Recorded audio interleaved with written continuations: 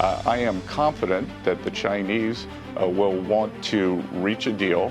And as I said, this is going to be a multi-step process. First, we need to de-escalate, and then over time, we will start focusing on a larger trade deal. Scott Bessent, one of the loudest cheerleaders of the current U.S. trade policy, made an astonishing claim last week that supply chains won't be affected. On paper, it sounds reassuring. In reality, it borders on economic gaslighting. Because while Bessent smiles for the cameras and insists everything is under control, something far more alarming is happening behind the scenes. A full-blown supply chain collapse is unfolding in real time, and most Americans don't even know it yet. This isn't just about higher prices. It's about empty shelves. In the coming weeks, U.S. retailers may run out of goods entirely, not because people can't afford them, but because they're simply not there. This is no longer a crisis of inflation. It's a crisis of disappearance. Everything from household appliances and electronics to basic medications, clothing, and even food staples is vanishing from import schedules. And soon, they'll vanish from stores too. The shipping data tells the truth that officials won't. Starting this May, container traffic from China to the U.S. is projected to plummet, with the Port of Los Angeles bracing for a 35% drop in volume within days. Entire categories of imports aren't being delayed. They're being cut off. In some sectors, trade has stopped completely. Nearly 90% of medical products on American shelves contain Chinese components, and even giants like Walmart rely on China for an estimated 60% of their inventory. This didn't happen overnight, but the unraveling might. So ask yourself, what happens when the supply chain doesn't just strain, but snaps? Store managers are scrambling for alternatives that don't exist. Importers crushed by tariffs are backing out. And the White House keeps insisting everything is fine. No one wants to say it out loud, so let's say it clearly. You won't just pay more. You may have nothing to buy at all. But before we dive into the hard data, make sure you're subscribed, because what you're about to see is just the beginning. For months, we've heard about a so-called pause in the US-China trade war. A 90-day timeout, they called it. A window for peace, talks, maybe even progress. But here's the truth. There's no real pause. Behind the press briefings and smiles, the conflict isn't cooling. It's accelerating. Look closely and you'll see the signs. Major U.S. ports, Long Beach, Oakland, and Savannah, are slowing down. This isn't a hiccup. It's a warning. A supply shock is brewing, one that could gut-punch the U.S. economy. Fewer goods means emptier shelves. And when the same amount of money chases fewer products, prices spike. That's basic economics. Now imagine the shelves going bare. Who will Americans blame when they can't find essentials or when prices triple overnight? Beijing or Washington? Happening now, the last ships from China bringing cargo unaffected by President Trump's massive new tariffs are sailing into American ports. So that means the countdown to supply shortages and rising prices has officially begun. The shipping industry is already feeling the pinch.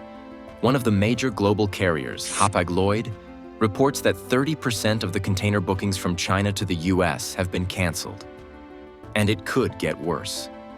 Experts warn that by the end of May, Chinese exports to the U.S. might slow to a near halt. The reason? A massive 145% tariff imposed by the Trump administration on a wide range of Chinese imports. That's a price hike most companies just can't afford.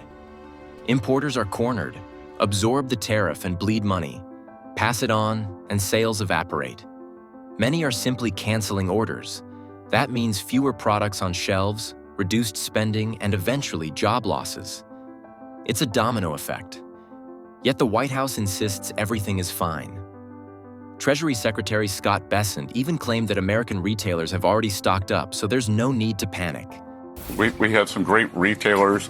I assume they pre-ordered. I think we'll see some elasticities. I think we'll see replacements.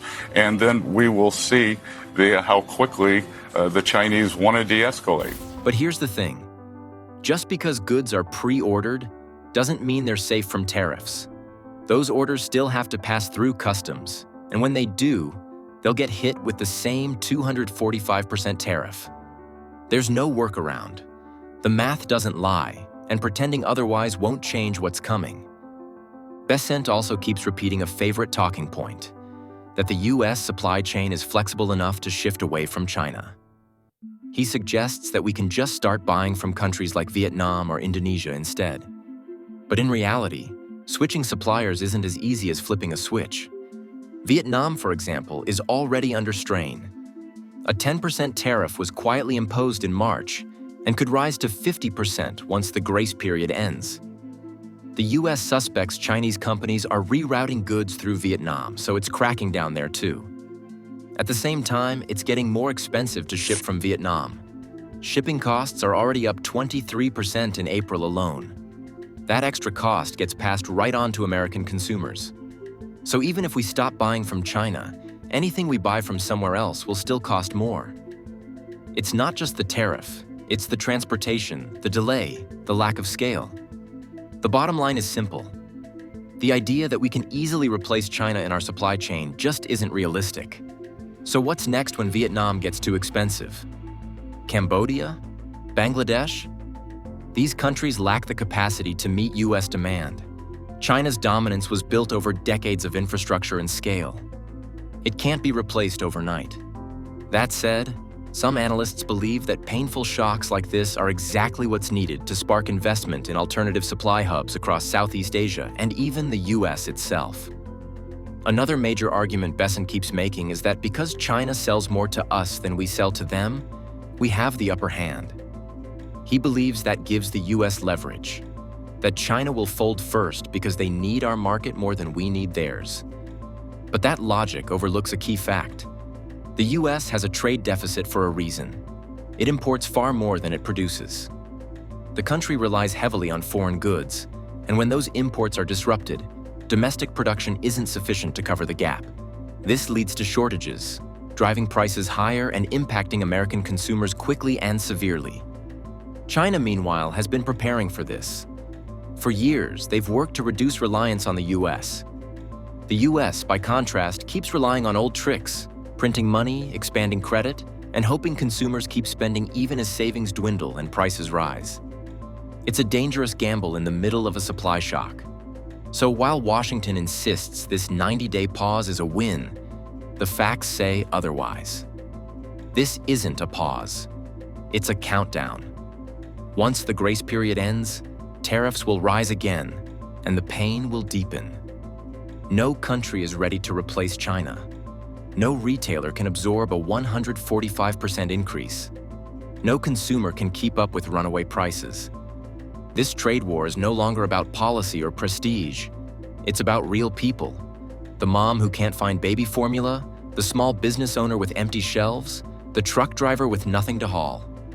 And the worst may still be ahead. The US economy is starting to feel like it's running on fumes. All the warning signs are there. Layoffs are spreading, people are spending less, and companies are pulling back on investments. It's a cycle that feeds on itself. When businesses don't make money, they cut workers. When workers lose jobs, they stop spending. And when spending slows, businesses struggle even more. It's the kind of loop that's hard to break one. The Atlanta Federal Reserve just put out a troubling number. They think the US economy might shrink by 2.5% in the first quarter of 2025. If that happens, we're not just talking about a slowdown. We're halfway into a recession. And instead of trying to ease the pressure, the White House is doubling down. Trade Representative Scott Bessent is reportedly pushing for even harsher measures, including banning entire product categories like airplane parts and electronic components. That's not just a jab at China. That's a punch to the gut of our own economy. This strategy isn't clever negotiating. It's risky, reckless, and at this point, downright dangerous.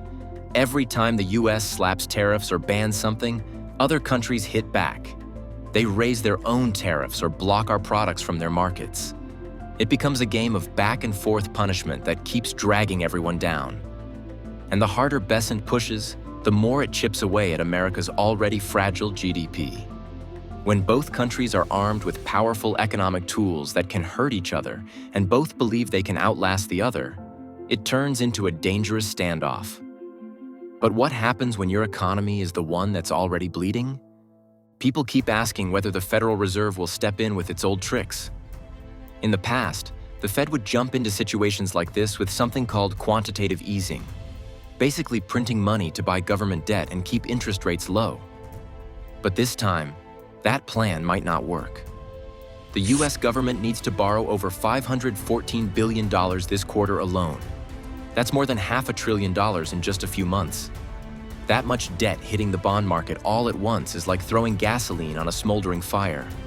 If the Fed starts buying up those bonds again, it could make inflation worse instead of better. Yields could go up, not down, which would spook investors even more. Meanwhile, everyday Americans are still getting hit by high prices. Inflation hasn't disappeared. It's just hanging around stubbornly. Consumer confidence is sinking fast.